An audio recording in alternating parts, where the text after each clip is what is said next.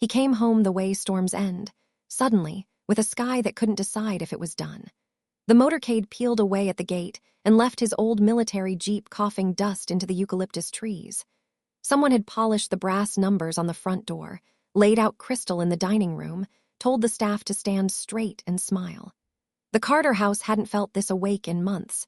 Even the grandfather clock seemed to hold its breath between ticks. I stood at the top of the stairs, hands folded behind my back like I was hiding a secret, which I was. The envelope pressed into my spine through the cotton of my shirt. The paper was thick, the kind that stays warm from your fingers. Emily, he said my name like a checkpoint. Major Ethan Carter, sunburn at the collar, a white line on his throat where his dog tags had rested, fatigue tucked underneath a practiced smile. For 10 years, I'd read every version of that smile and tried to translate it into something like belonging. I didn't try today. "Welcome home, Uncle Ethan," I said. My voice sounded even, too even. Something flickered in his eyes. Not hurt, calculation, maybe. He stepped closer and smelled like airplane and soap. "You grew," he said finally. It was a safe sentence. He tried another. "How's school?" "Fine," I said. "Midterms next week." A lie. Midterms were over. The envelope behind my back felt heavier. Behind Ethan, Olivia Jennings floated into the hall as if she'd always known where to find the light. Tan coat, city hair, the kind of smile that photographs well. She was balancing a bolt of pale silk on her forearms. "Aunt Helen wanted autumn fabric," she said brightly to no one in particular. "And I picked up those opera records for Grandpa. He'll love them." Then she noticed me, and her mouth curved. "Oh, Emily, you're back." I'd never left, but it felt polite to nod.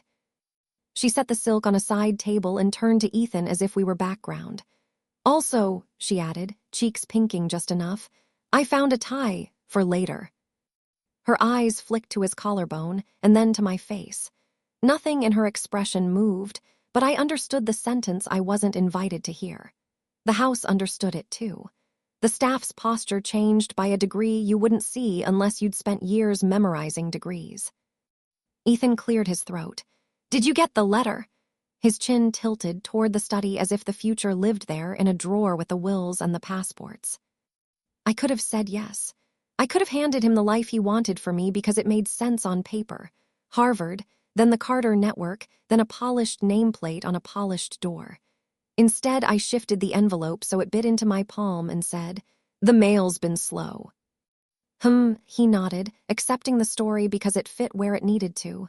"When it comes, you should tell Grandpa yourself. He'll be proud." He glanced at Olivia, then back at me. "We will be." We. The word landed with the softness of a blanket and the weight of concrete. A maid brought tea. Olivia busied herself arranging cups like a hostess, not a guest. She reached into a bag and produced a blue plaid tie, brushing imaginary lint from the silk before lifting it toward Ethan's neck. "Hold still," she laughed. The knot rested for a heartbeat under his throat. He didn't stop her. I tucked the envelope tighter behind my back until my knuckles hurt. I thought of my parents, 2 names carved into stone, 2 faces I knew better from photographs than memory. Military doctors who bled out in someone else's mud because they believed saving lives was a language you speak with your hands. I had grown up under a roof where the wall photos wore uniforms, where duty was the room you entered before breakfast. Somewhere along the way, I mistook duty for love and love for permission. "Uncle," I said, because the word tasted necessary. "Do you need me for anything else?" He blinked, thrown by the formality. Then, "Number rest, you look tired." "I'm fine." Another lie. I slipped past them, the envelope hot against my spine, and climbed the stairs without looking back. In my room, I closed the door and pressed my forehead to the cool wood until my breath evened. The admission letter waited on my desk where I'd left it earlier, university crest embossed like a decision, not the crest he expected. Downstairs, Olivia's laugh lifted and fell, lifted and fell. I set the envelope beside my old second-hand camera, the one Ethan once haggled for at a flea market because he thought it might make me happy, and traced the seal with my thumb. The house exhaled. Somewhere in the hall, someone wound the clock. I opened the letter, and the life I'd chosen unfolded itself in black ink, and unarguable lines. By dinner, they would be measuring cake flavors. By morning, I would have a plan. The morning after Ethan's return, the house reverted to its careful routine. Footsteps softened on polished wood, voices lowered when they reached the stairwell, and every sound, even the clatter of porcelain, felt like it existed to protect something fragile. Maybe him. Maybe the illusion of what we'd once been. I sat by the window with my breakfast untouched, the letter from the Military Medical University folded neatly inside my notebook. From the garden below, I could hear Olivia laughing with one of the maids about flower arrangements.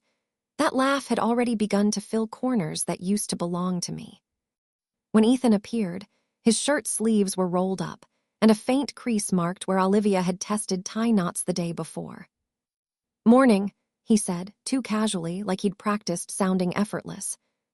"Morning," I replied, eyes on the steam rising from my cup. He leaned against the counter, watching me like he was trying to solve a problem he didn't quite understand. "You're quiet today." "I'm studying." "It's Sunday." "I still have things to review." He smiled faintly. "Always disciplined, that's good." There was a pause that should have ended the conversation, but he stayed. His presence filled the kitchen in a way that used to feel warm and now just pressed down like weather. He pointed to a framed photograph near the refrigerator, one I hadn't noticed in months. It was from years ago, me at 7, beaming, a camera too big for my hands. His hand rested lightly on my shoulder. "You used to smile like that every day," he said, "before you discovered teenage moods." "Before you discovered Olivia," I almost said. Instead, I murmured, "I grew up." He didn't hear the subtext, or maybe he didn't want to. "Grandpa's excited about the wedding," he continued. "He said he wants to give Olivia your mother's piano, the one in the music room." That one sentence caught somewhere between my ribs. "My mother's piano." He frowned, noticing the edge in my voice. "It's been sitting untouched for years. She loves classical music. She'll take care of it." I wanted to ask if he remembered why I'd never played it again. How my father had taught me those first clumsy scales before his deployment. How the keys still carried his fingerprints. But he wouldn't understand that. Not anymore. Instead, I said, "Of course, it's only an object." He smiled, relieved. "That's mature of you." Mature. The word people used when they wanted obedience dressed as grace. Later that day, Olivia knocked on my door. Her perfume arrived before she did, floral, expensive, faintly sharp. She held a box in her hands and a performance in her smile. "I was cleaning out my closet," she said. "These don't fit anymore, but they're still in good condition. You should have them." Inside the box were dresses, pastel, delicate, not my style, and a half-used lipstick with a smudged cap.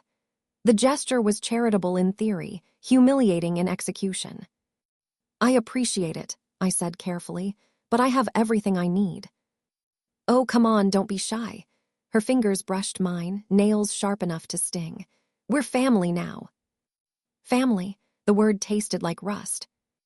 Behind her, I could see Ethan passing the end of the hall, phone to his ear, distracted. He didn't even glance toward my room. That night, after they'd gone out to dinner, I opened my closet. The pale dresses still hung there from my childhood, the ones Ethan had chosen years ago, believing ruffles could make grief less visible.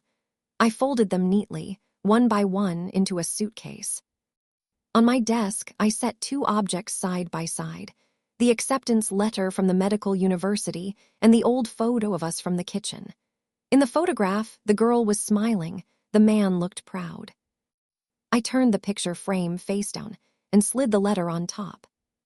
Tomorrow, I told myself, I would start learning how to live without both. The morning air in late August carried that strange in-between scent, half sunlight, half endings. I'd been up since dawn, folding the last of my clothes into the suitcase, lining each piece along the seams like a ritual. I wasn't running away, not exactly. I just needed to leave before I lost the courage to. Downstairs, the house was already awake. Olivia's voice floated through the entryway, bright and soft, the kind of sweetness that made the walls lean closer. "Don't forget to bring the guest list," she was saying. "Your mother's friend Mrs. Langford wants to sit near the general." Ethan's voice answered, steady, clipped. "We'll finalize it later. Let's go or we'll miss the tailor." They were heading out, perfect timing. I waited until I heard the front door close, the car ignition hum, the tires fade down the drive. Then I carried my bags down the stairs one careful step at a time. The echo sounded foreign, like someone else's life unraveling. The housekeeper, Mrs. Zhao, appeared at the foot of the staircase. Her hands tightened around the edge of her apron. "Miss Emily, are you?" "I'm just going to the station," I said quietly. "Uncle Ethan told me to visit Grandpa and share my good news." Her eyes flickered to the suitcase. She knew better than to ask. "Will you come back?" I smiled, soft but firm. "Maybe, but probably not to stay." She hesitated, then pressed a small wrapped bun into my palm. "For the road," she whispered, as if kindness were contraband. I thanked her and stepped into the morning. The Carter estate stood still behind me, the columns, the manicured hedges, the military flag half furled in the wind. For 10 years I'd measured my worth by its symmetry. Now it felt like walking away from a museum of someone else's victories. At the train station, the crowd smelled of sweat, dust, and movement. I found a seat near the window and set the acceptance letter on my lap, tracing the embossed crest of the National Military Medical University. The letters gleamed faintly in the light. This is what you want, I reminded myself. Not approval, not comfort, purpose. As the train lurched forward, the city peeled away, buildings thinning into fields, fields into blur. My reflection in the glass didn't look like the girl who used to chase Ethan's praise. She looked steady, maybe even free. Halfway through the ride, my phone buzzed. A message from Ethan. "Don't forget to greet Grandpa properly, and tell him we'll visit after the engagement ceremony." That was all. No question, no warmth, just logistics. I typed out a reply, paused, then deleted it before pressing send. There was nothing left to say that he'd understand. I spent the rest of the journey writing in the margins of a notebook. Not letters, just sentences that felt like breathing. I don't owe them my silence. You can love people and still walk away. Freedom doesn't have to be loud. By the time the train reached the capital, I felt lighter. Not happy exactly, just unanchored. It was enough. That evening, I checked into the small dorm room the university assigned me. 2 narrow beds, one window that refused to open properly, and walls that smelled faintly of disinfectant. It was perfect. No portraits, no polished floors waiting to impress anyone, just space to begin again. I unpacked the essentials, clothes, notebooks, my parents' old dog tags, and set them on the desk beside a single photograph. The one of them in uniform, smiling before everything went wrong. "I made it," I whispered, "finally doing what you did." The lights outside dimmed. Somewhere in the distance, a siren called out and faded, swallowed by the city. I didn't know then that Ethan would still find me, that no distance was far enough from someone who believed he owned your future. But for that one night, sitting beneath the flickering dorm light with the window half open, and the envelope finally tucked away in a drawer, I let myself believe the hardest part was over. Classes at the Military Medical University didn't start with pleasantries. They started with drills. By the end of my second week, I'd already learned to stitch a wound on synthetic flesh, assemble a field trauma kit blindfolded, and sleep through the echo of marching boots outside the dorm window. It was exhausting, unrelenting, and for the first time in my life, mine. My roommate, May, a wiry girl from Guangzhou with a dry sense of humor, once watched me rewrap my bandages after hours and said, "You do everything like you're trying to atone for something." I smiled faintly. Maybe I am. The days blurred together. Lectures, practice labs, late-night study groups lit by the hum of old fluorescent bulbs. My uniform smelled of antiseptic and adrenaline. Every night, when the lights-out horn echoed across campus, I felt a satisfaction that no praise from Ethan could have ever given me. Until the day his Jeep appeared. It was early evening, the sky bruised purple. I was carrying a thermos to refill with hot water from the boiler room when the sound of tires crunching on gravel froze me mid-step. The military insignia on the vehicle glinted under the street lamps. And before my mind could protest, my body knew. Ethan stepped out, the same crisp posture, the same air of authority that used to make everyone stop talking. Only now, he wasn't looking for a soldier. He was looking for me. "Emily," he said, striding toward me, "you didn't answer my messages." I kept my grip on the thermos steady. "I was busy. We have fieldwork rotations." He glanced at the patch on my sleeve, the crest of the National Military Medical University. His jaw tightened. "So it's true. You applied here instead of Harvard." "Yes." "You lied to me." I met his eyes, calm. "I chose differently. That's not the same thing." His tone sharpened. "Do you have any idea what you've thrown away? You had a place waiting for you, opportunities people would kill for. I spent months arranging it, writing recommendations." "Exactly," I cut in. "You spent months, you arranged it, I never asked you to."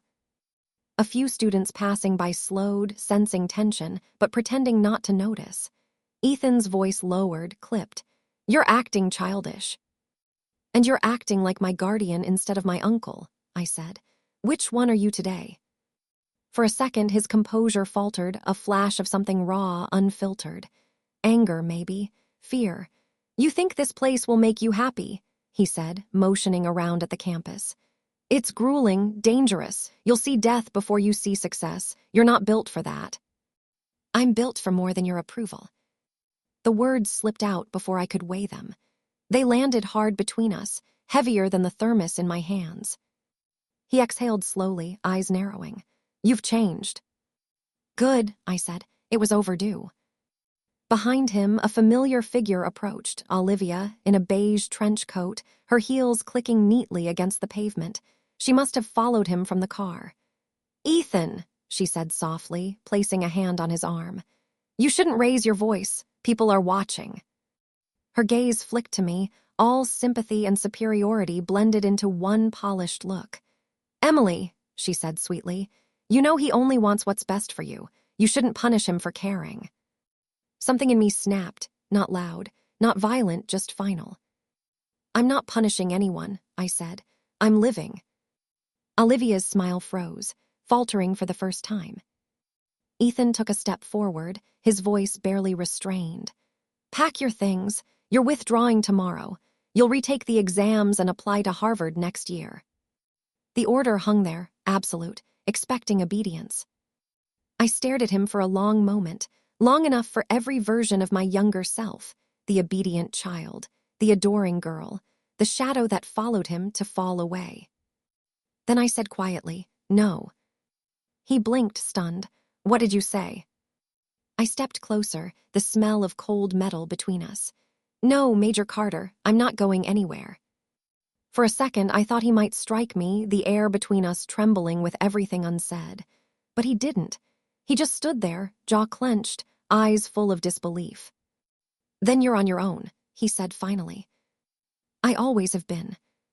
The thermos was still warm in my hand as I walked away, past the gates, into the rhythm of drills echoing through the courtyard. My pulse matched the cadence, 1 step forward, 2 steps free.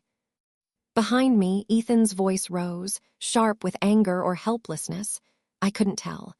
Olivia tried to soothe him, her words indistinct under the night wind. For the first time, I didn't look back. For 3 days, his silence felt heavier than his anger. I thought he'd leave it at that his pride would keep him away. But on the 4th morning, an official vehicle appeared outside the dorm gates. A black SUV, the kind reserved for officers who thought the world owed them obedience. Ethan stepped out, dressed in uniform. The silver insignia gleamed like something rehearsed. "Emily," he called, sharp and direct, the way he'd summon a junior officer. Not a niece, not family, just another subordinate who had disappointed him. Every conversation we'd ever had, every half-spoken apology, every soft command led to this. I walked toward him slowly, my boots sinking into the gravel path. The air between us smelled like rain and dust. "You shouldn't be here," I said. This is university property. I pulled clearance from command, he replied. We need to talk. No greeting, no warmth, just need. Olivia was beside him again, camera bag slung across her shoulder, pretending to look anywhere but at me. Her lipstick matched the car paint. Make it quick, I said. He held up a folder. These are the withdrawal papers. Sign them, and you can transfer your credits next year. I've already spoken to the dean. My pulse steadied instead of spiking. I'd rehearsed this moment in my head, all the ways I'd imagined crying, yelling, begging. None of them fit now.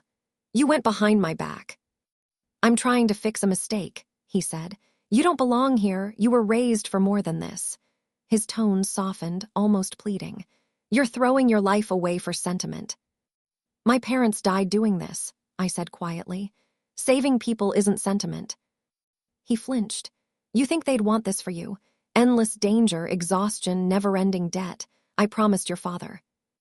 You promised yourself a version of me that made sense.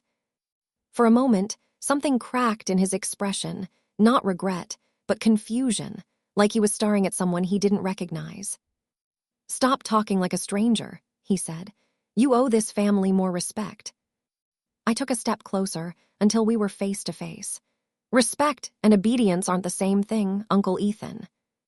The title tasted foreign, he noticed, his jaw clenched. Don't test me. Then stop trying to own me. The slap came faster than thought, a clean, sharp sound that cut through the courtyard. My cheek stung, and the world shrank to the pulse behind my eyes.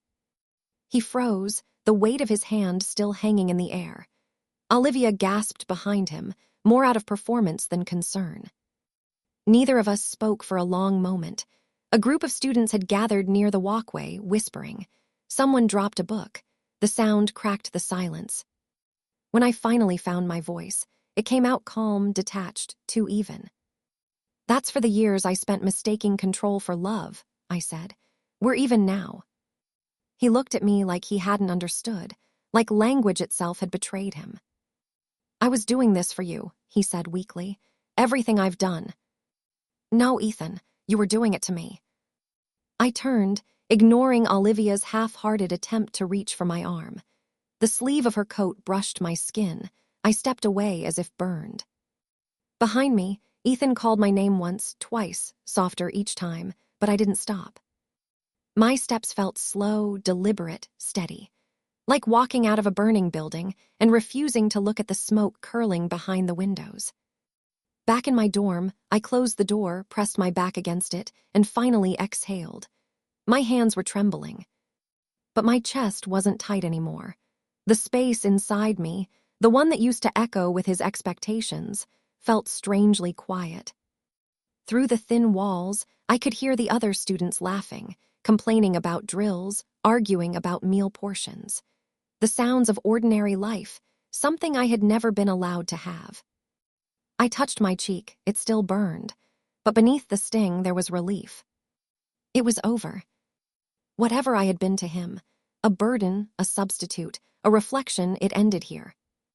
And yet, as I sat on the edge of my bed, the echo of that word even lingered longer than it should have. Because deep down I knew we were. Not yet.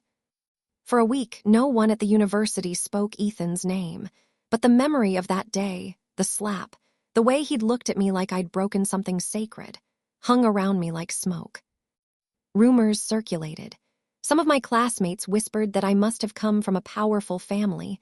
Others thought I was someone's disgraced relative. Both versions were true in their own way. May didn't ask. She just handed me a cold compress the night after and said, "Next time, duck." I laughed, then pressed the ice against my cheek until it numbed more than just the skin. The university didn't slow down for heartbreak. Mornings began at 5:30 with formation drills, followed by anatomy labs, then field exercises in the courtyard where we learned to move stretchers through mud. Every minute had a purpose. Every task had an end. And that, more than anything, helped. Still, there were moments when memory caught up. Once, during clinical skills training, the instructor held up a photograph, a surgical team mid-operation, sweat dripping under the masks. This, he said, is not about precision, it's about endurance. I stared at the image, and for an instant I saw Ethan not as he was, but as he could have been if he'd chosen purpose over control. I blinked hard and took notes until the thought faded. Nights were harder. Sleep came in fragments, interrupted by the echo of his voice, the tone he used when issuing commands, the disbelief when I'd said no. It wasn't fear that kept me awake. It was the ghost of wanting him to understand. But understanding was a luxury neither of us could afford. By the end of the month, I threw myself into every assignment. I volunteered for rotations no one wanted, overnight triage, sanitation shifts, even morgue duty. The others thought I was trying to impress someone. The truth was simpler. Work didn't ask me to justify my existence. During one of those night shifts, I found myself cleaning surgical trays beside a fourth-year student named Ryan Zio. He worked quietly, methodically, his sleeves rolled up past his elbows. "You don't talk much," he said after a while, not unkindly. "I'm still figuring out what's worth saying." He smiled. That's the most honest answer I've heard all week. There was no weight in his gaze, no expectation, just recognition. It startled me how easy it was to breathe around someone who didn't need me to be anyone else. When the shift ended at dawn, he handed me a thermos of tea before heading out. "For the walk back," he said simply, "you look like you forget to take breaks." I stared at the rising steam long after he left. Later that morning, I checked my phone for the first time in days. 10 missed calls, 4 unread messages, all from Ethan. The last one was short. "We need to talk. Don't make this worse than it already is." I deleted them without opening the rest. That afternoon, during field training, our instructor yelled until our arms shook from carrying stretchers. May groaned under her breath. "Why do you always volunteer for the heavy end?" "Because I can," I said. Because I had to. When the whistle blew to signal the end of drills, I stood still a moment longer, staring at the horizon, a thin line of gold cutting through the gray. The silence inside me wasn't empty anymore. It was armor. Ethan's world had been built on obedience and heritage. Mine was being rebuilt on grit and stillness. And even if the scars of that slap would fade long before he understood why I'd earned it, I was finally learning something he never had. You don't need permission to start over. The first rumor reached me through a whisper at breakfast. "Did you see the paper?" May asked, sliding her phone across the table. "Someone from our university," in the headlines. The screen showed a grainy photo of a young woman in uniform kneeling beside an elderly man. The headline screamed, "Heartless military student ignores pleas for help, bystanders outraged." It took me a second to recognize the face, my own. For a moment, the noise in the cafeteria dimmed. The clatter of trays, the scrape of chairs, all faded into a single, suffocating silence. "That's not what happened," I said automatically, though no one had accused me yet. May blinked, stunned. "You." I nodded numbly. My pulse roared in my ears as I snatched up the paper someone had left on the next table. The article was worse in print. It claimed I'd walked away from an elderly couple in distress, refusing to help even as the wife collapsed on the street.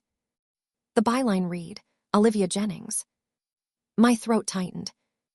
I could still see it, the department store steps, the man clutching his wife, the chaos of people shouting. I'd run back to campus to get help. It was the only thing I could do as a first-year student with no certification. I'd found Professor Liang on his way back from the teaching hospital, and together we'd saved her life. The husband had knelt to thank me, not to beg. The photo had caught those 2 seconds and turned them into a lie. By noon, my instructor called me into his office. His tone was gentle but exhausted. "Emily, the deans received calls from the Public Affairs Division. We believe you, but the optics." "I can prove what happened," I said. "Professor Liang was there."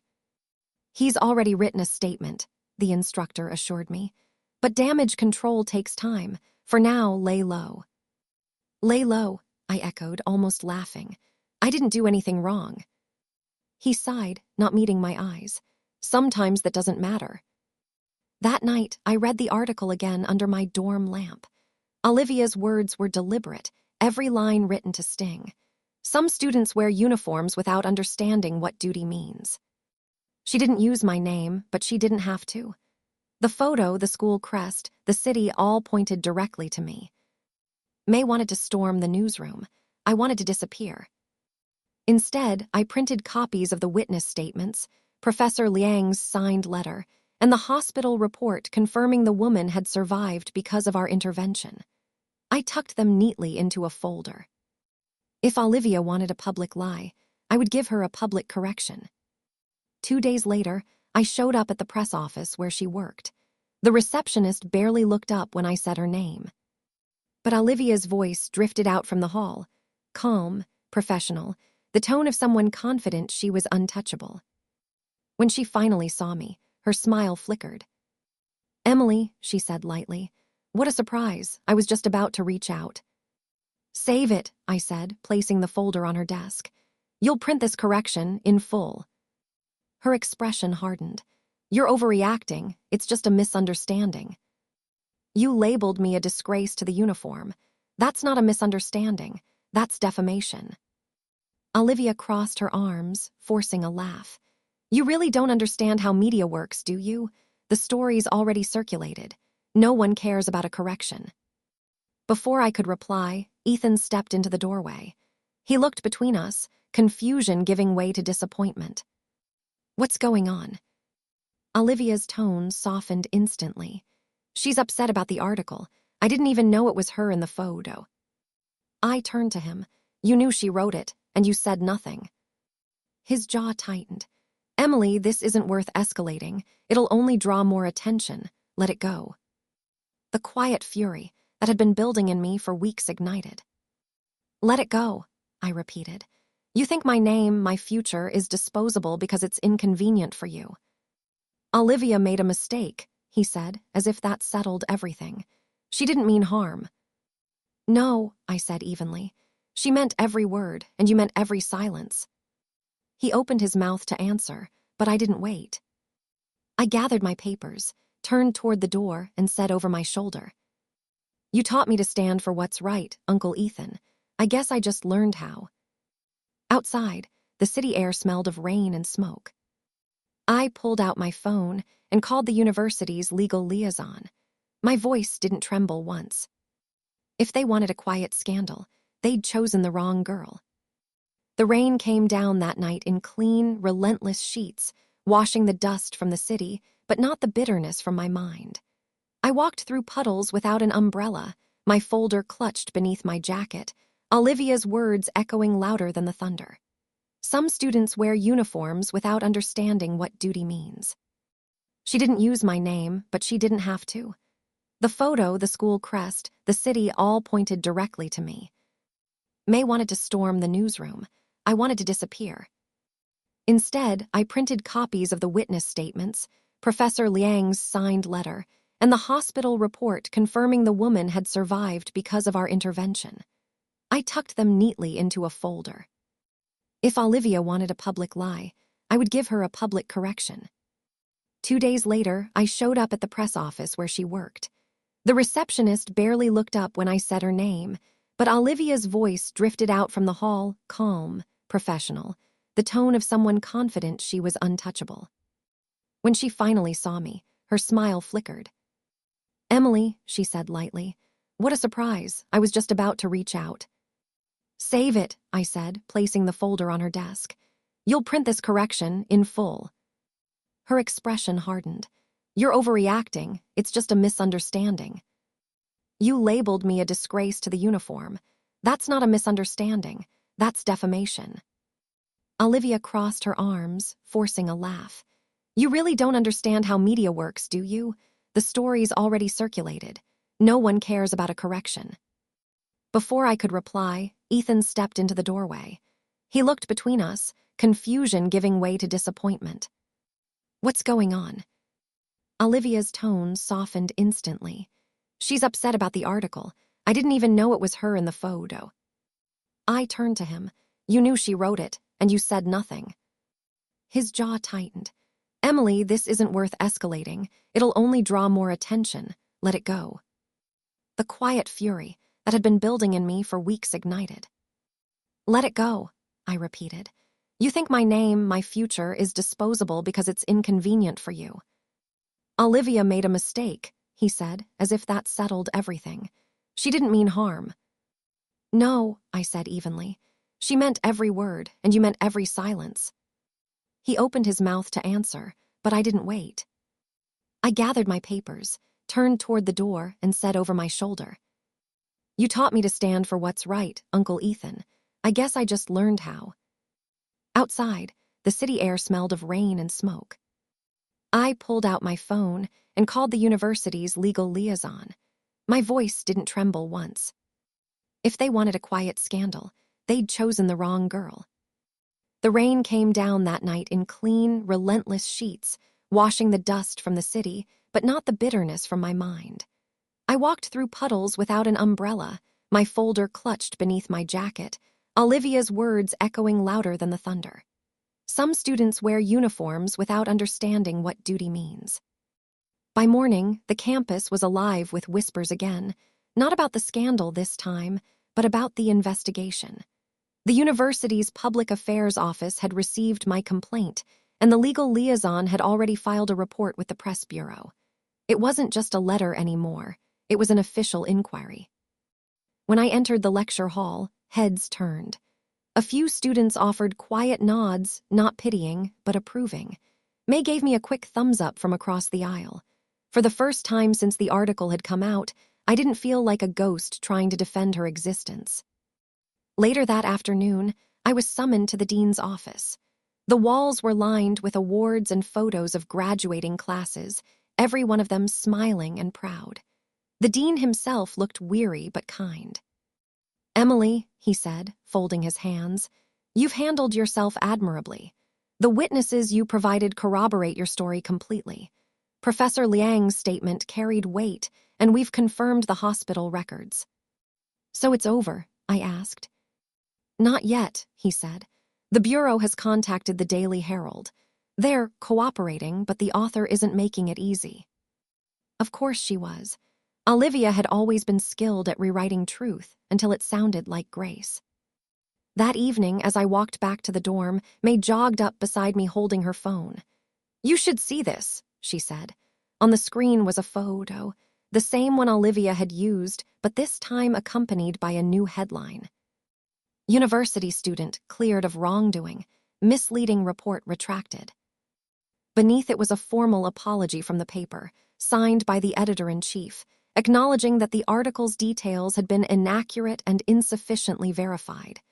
It didn't mention Olivia by name, but it didn't have to. Everyone knew. For a long moment, I just stood there, watching the raindrops blur the text.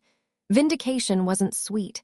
It was quiet, exhausted, a breath finally released after weeks of holding it. The next day, Ethan showed up again. No uniform this time, just a gray sweater and that same expression he wore whenever something complicated had to be turned into an order. I read the apology, he said. I'm glad it's settled. Settled, I repeated. You call that settled? He sighed. Olivia's been reprimanded enough. Her papers suspended her for 3 months. Don't push it further. I stared at him. You think I did this to ruin her career? His silence was answer enough. I took a slow step closer. She ruined mine first, Ethan. She turned my parents' legacy, everything I came here to honor, into a scandal. You didn't even ask if I was okay. You defended her. He rubbed a hand over his face. You're still young. You don't understand how. Stop, I said. Stop saying I don't understand. What I understand is this. You only care when the damage reflects on you, not when it burns someone else alive. He looked at me then, really looked, and for the first time, I saw uncertainty in his eyes. Maybe guilt. Maybe just the realization that I was no longer standing beneath him, but in front of him. Emily, he said finally, his voice low, I didn't mean for any of this to hurt you. I just thought. You thought you could protect your world by controlling mine. He didn't argue. I'm not part of that world anymore, I said quietly. You made sure of it. He looked like he wanted to say something else, but the words wouldn't come. When he left, I didn't watch him go. 2 weeks later, Olivia's retraction went public, complete with her signature and a photo of her handing in her press credentials. The comment sections were merciless, every journalist's nightmare. Her fall was sudden, almost surgical. But instead of satisfaction, I felt something else, an ache that came from seeing the consequences of cruelty laid bare. She built her success on other people's stories. Now she'd lost her own. That night, Ryan found me in the library, surrounded by anatomy textbooks and late-shift coffee. "They're saying the case is officially closed," he said. "You should be celebrating." I shook my head. "It's not about winning." He nodded. "Then what is it about?" "Knowing I didn't have to stay silent," I said. "That's enough." He smiled. "Then you did the right thing." Maybe I had. Outside, the rain had stopped, and the air smelled like metal and new beginnings. For the first time in years, I felt like I was standing in a life that was truly mine. No longer borrowed, no longer dictated, no longer waiting for Ethan Carter's approval. I thought about my parents again, about the promise I'd made in the reflection of their framed photographs. "I'll make you proud in my own way." Now maybe I finally was. The war began the way storms do, distant thunder at first, then the sudden crack that splits the sky open. It started with news alerts, border skirmishes, field hospitals mobilizing, emergency rotations for medics. Within a week, the university's medical corps was summoned for deployment. When the notice came, May clutched her clipboard and whispered, "They're sending us to the front." "Yes," I said, scanning the list. My name was near the top. "We're officially part of the auxiliary team." We trained nonstop after that. Long nights in simulation tents, days spent practicing triage until our hands trembled. I learned how to keep pressure on a wound while giving orders, how to work without flinching when a man screamed under your fingers. It was different from textbooks, no time for neatness, only survival. By the time we boarded the military transport trucks, the city looked smaller through the tinted windows, like a memory we'd already outgrown. The field hospital was set up 3 kilometers from the front line. Canvas tents stretched across a valley scarred by artillery. The air stank of antiseptic and burnt metal. We worked 12-hour shifts, sometimes longer. Ryan was assigned to my unit. We barely spoke during operations, but his presence was constant, steady, unshaken, a quiet reassurance that made the chaos bearable. One evening, while cleaning instruments under a flickering lamp, he said, "I heard one of the commanding officers in our sector is Ethan Carter." My hand stilled. "Where did you hear that?" "Supply transport. Someone mentioned his team got hit in an ambush." For a moment, the tent seemed to tilt. I remembered his voice, sharp and sure, always certain of the right way forward. The idea of him bleeding in the dirt, reduced to human instead of hero, felt impossible. Still, I said evenly, "Then he'll manage, he always does." But 2 days later, they brought him in. The medics carried a stretcher through the triage tent, shouting for a surgeon. I recognized his voice first, hoarse, broken. "Get it out, God, my leg."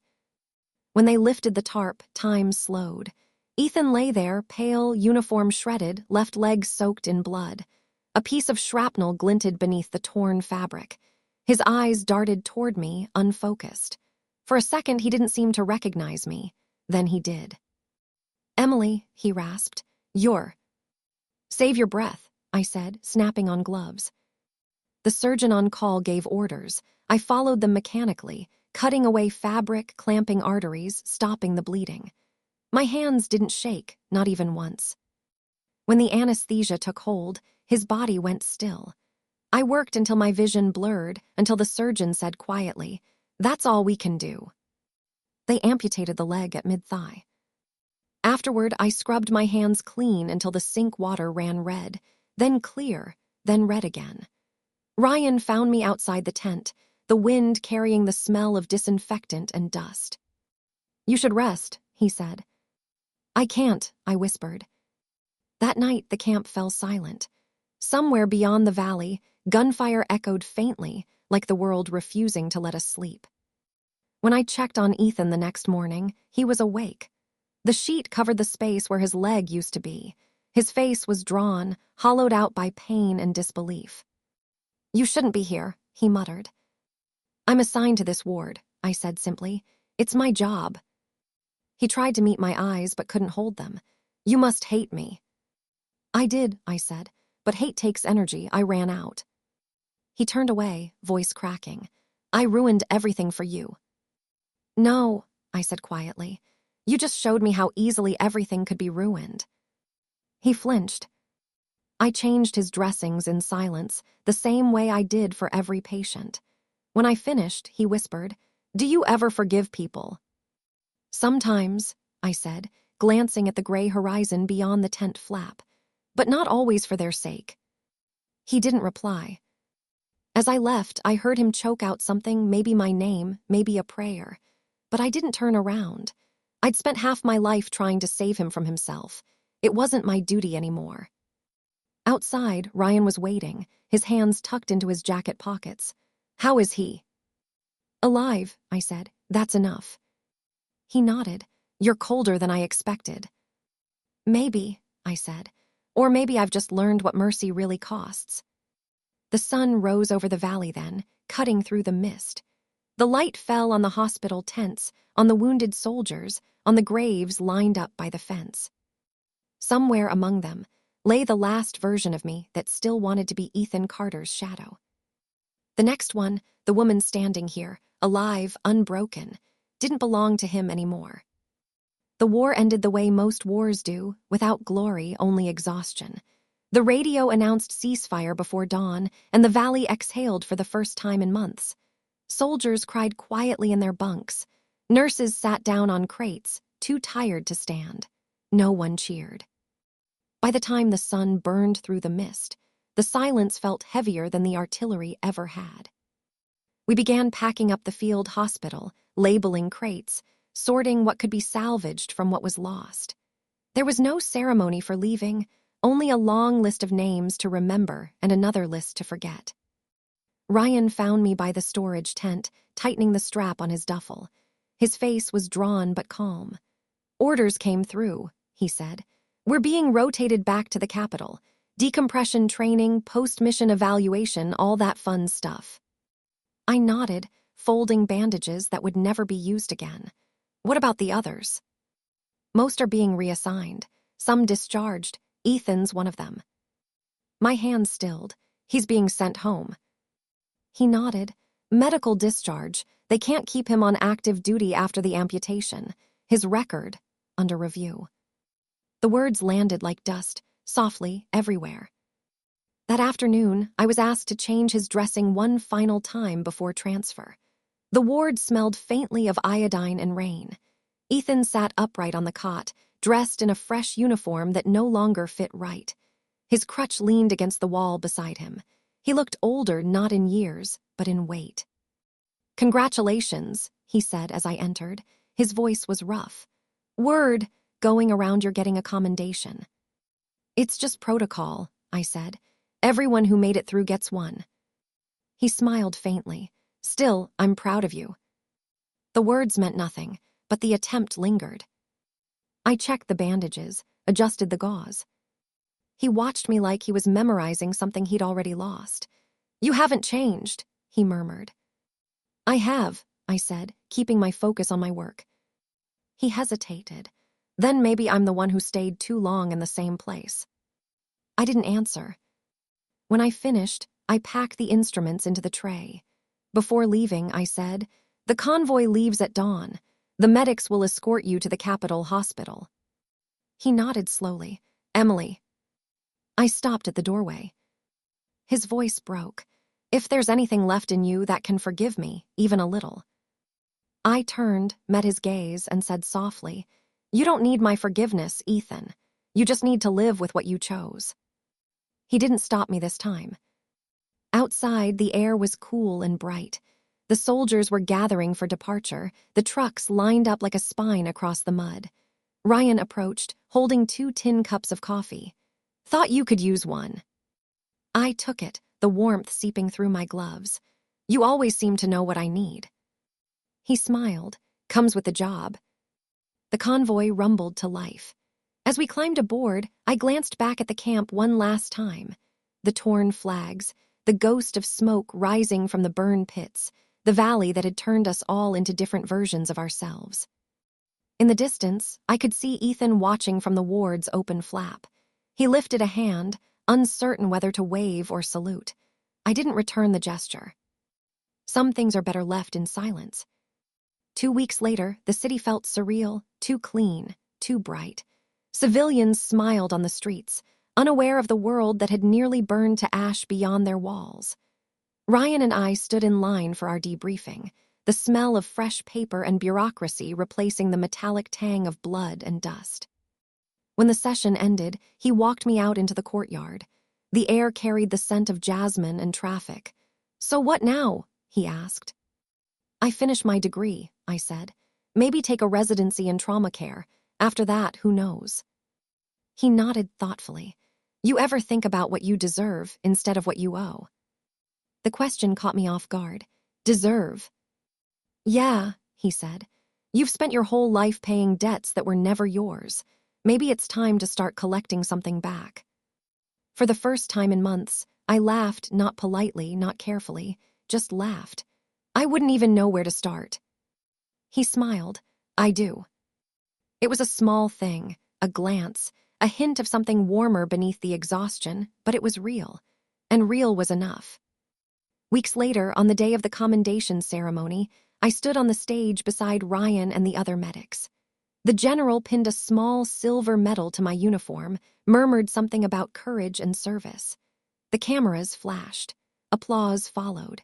It all felt distant, like I was watching someone else's memory play out in slow motion. When it was over, I slipped away from the crowd and found myself on the hospital balcony overlooking the city. The wind tugged at my sleeves. The skyline shimmered, tall, imperfect, alive. In my hands was a letter from the capital's military tribunal. Ethan Carter, honorably discharged on medical grounds, stripped of field command. Future service revoked. Below it, a brief handwritten note from him, dated 2 days earlier. "I've left the city. Don't worry about me. I'll find a way to make peace with what's left." There was no return address.